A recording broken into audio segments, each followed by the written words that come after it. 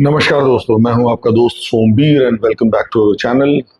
आज हम बात करने वाले हैं एक ऐसे फैक्टर पे जिस पे अभी तक बिल्डर्स का ध्यान नहीं था और उसकी वजह से परेशान रहती थी आम जनता। अभी हाल ही में एक नोटिफिकेशन आया। नोटिफिकेशन में ये है कि अब ईज ऑफ डूइंग वर्क है, मतलब कि आपको सेल्फ सर्टिफिकेशन में आपको अप्रूवल मिल जाएगा। तो सेल्फ सर्टिफिकेशन में आपको अप्रूवल मिल जाएगा, मतलब बिल्डर को अप्रूवल मिल जाएगा, या फिर आपकी कोई पर्सनल बिल्डिंग को आप कंस्ट्रक्ट कर रहे हैं तो आपको भी अप्रूवल मिल जाएगा। साथ में इसकी एक्चुअल में एक वीडियो पहले बना चुका हूँ मैं।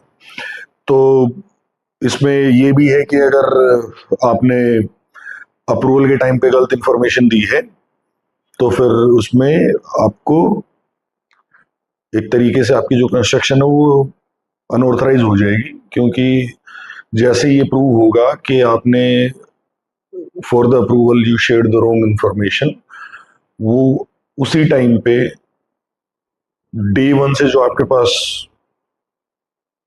एक अथॉरिटी थी काम करने की, जो सर्टिफिकेट था आपका सेल्फ सर्टिफिकेशन के थ्रू आपके पास जो काम करने की परमिशन आई थी, वो डे वन से मतलब खत्म हो जाएगी। इसका मतलब ये है कि जितना कंस्ट्रक्ट हो चुका है वो भी आपका अनअप्रूव्ड में कंसिडर किया जाएगा। ये तो एक पार्ट है। अब बात आती है डीड रजिस्ट्रेशन की बात।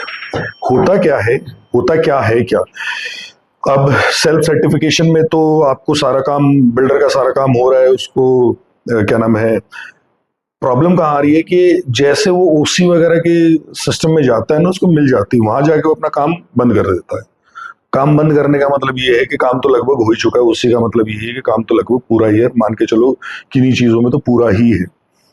पर वहां जाके बिल्डर जो है वो एक तरीके से ढीला हो जाता है, वो डॉक्यूमेंटेशन में फिर सुस्ती दिखाने की कोशिश करता है।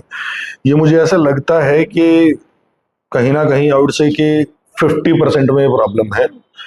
ओसी के टाइम तक मैं मान के चलता हूं कि लगभग सारी पेमेंट हो चुकी होती है। अब पता नहीं उनका काम करने का, आगे काम कर रहे हैं ढीले ढाले, चलो हो जाएगा, और वो डीड रजिस्ट्रेशन नहीं करा रहे। जो डीड रजिस्ट्रेशन नहीं कराते थे पहले, तो थोड़ी बहुत अपनी फीस होती थी, वो अपने भर के और डीड रजिस्ट्रेशन हो जाया करती थी। साल भर रह जाया करता था, 2 साल 3 साल, बड़े लंबे लंबे केसेस हम लोग जानते हैं कि कितना टाइम लग जाता है।